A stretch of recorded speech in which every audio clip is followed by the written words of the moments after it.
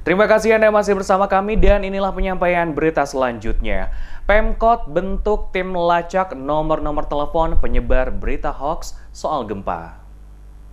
Pemerintah Kota Ambon telah membentuk tim khusus untuk melacak nomor-nomor telepon yang sengaja menyebarkan berbagai berita hoaks terkait gempa yang terjadi beberapa hari lalu di Kota Ambon. Wali Kota Ambon Rizard Lohanapesi mengatakan selaku Wali Kota Ambon, ia telah memerintahkan dibentuknya tim khusus yang nantinya melakukan pendataan semua nomor telepon yang terindikasi menyebarkan berita hoaks terkait gempa, agar nantinya akan dilaporkan ke pihak kepolisian untuk segera ditangkap. Menurut Lohanapesi, berita-berita hoaks yang sengaja disebarkan oleh orang-orang yang tidak bertanggung jawab sangat meresahkan warga kota. Karena itu, siapapun pelakunya harus diproses hukum sehingga ada efek jera agar di kemudian hari tidak ada lagi yang menyebarkan berita-berita yang menyesatkan. Ada indikasi pihak-pihak tertentu yang sengaja menciptakan ketakutan yang berlebihan bagi warga Kota Ambon saat gempa terjadi sehingga menimbulkan kekacauan. Karena itu, masyarakat diminta untuk tidak mudah percaya dengan penyebaran SMS dan foto-foto melalui media sosial Facebook. Kebenaran berita mengenai bencana haruslah dari sumber-sumber yang diberikan kewenangan, sehingga tidak menimbulkan kesimpang siuran pemberitaan di tengah-tengah masyarakat. Bagi warga masyarakat yang sengaja menyebarkan berita hoaks, ia memastikan akan dijerat dengan Undang-Undang Nomor 11 Tahun 2008 tentang Informasi dan Transaksi Elektronik, di mana yang bersangkutan terancam dipidana penjara 6 tahun atau denda paling banyak 1 miliar rupiah.